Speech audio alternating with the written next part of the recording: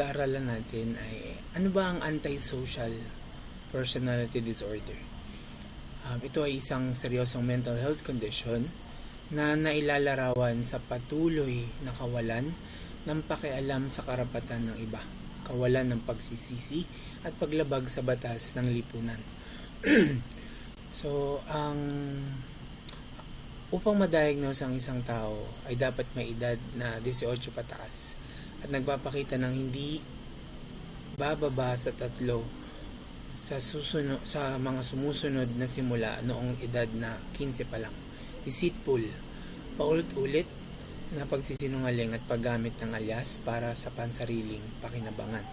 So, nandiyan yung kawalan ng kakayahan magplano para sa hinaharap, madalas na pagkasangkot sa pisikal na away o pananakit, walang pakialam sa kaligtasan ng sarili o sa ibang tao, hindi nakakaramdam ng guilt o konsensya matapos manakit o magnakaw, hindi sumusunod sa mga batas at pamantayan ng lipunan. Ano ba yung mga sanhi nito? Pwedeng genetics, pwedeng neurobiology or napakita ng scan na may antisocial personality disorder na mababang aktibidad ng prefrontal cortex. So, environment, kasaysayan ng child abuse, neglect, o magulong pamilya noong bata pa. Ano ba yung sociopathy or psychopathy? Ang sociopath ay kadalasang resulta ng kapaligiran or nurture, pabigla-bigla or impulsive at madaling magalit.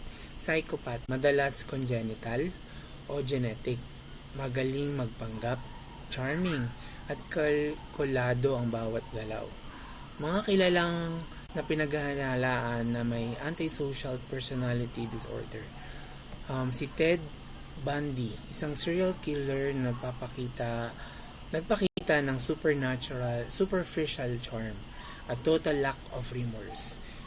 John Wayne Gacy, kilala sa pagmamanipula sa kanyang komunidad habang gumagawa ng krimen. Si Jeffrey Dahmer, bagamat may iba pang diagnosis or borderline personality disorder, nagpakita siya ng matinding senyales ng antisocial personality disorder traits gaya ng kawalan ng empathy or empatya, fiction na karakter. Si Hannibal Lecter o si Anton Chigurh, No Country of Old Men ay may tanyag na representasyon ng extreme antisocial personality disorder. So, ano ba yung pananaw ng Biblia tungkol dito? So, ayon ho sa 1 Timoteo 4:2, ang budhi ay parang tinukol ng bakal na mainit. Ayon naman sa Efeso, sila'y nawalan na ng anumang pakiramdam, kaya't nagumon sila sa kahalayan. Efeso 4:19. So, ayon sa inilarawan ni Apostle Pablo ang mga ugali na pasok sa modernong kriteria ng antisocial personality disorder. So, ayon naman sa pangalawang Timoteo 3:2 hanggang 4. Mga maibigin sa sarili, mapagmataas, mapangapi, walang utang na loob, walang pag-ibig, walang habag, mapanirang puri, walang pagpipigil sa sarili, mabangis at mapuot sa mabuti. So, ano ba yung halimbawa nito? No, si Cain ay unang papakita ng senyales ng antisocial personality disorder, agresyon, kawalan ng pagsisisi, at pagsisinungaling sa Diyos. So, ayon yan sa Genesis 4:9. Ayon naman sa Genesis 4:9, nang tanungin siya ng Diyos, nasaan ang kanyang kapatid? At ang sagot niya ay, "Aywan ko. Ako ba't tagabantay sa aking kapatid?" So, ang mga sanggunian po nating nandito ay American Psychiatric Association, Diagnostic and Statistical Manual of Mental Disorders,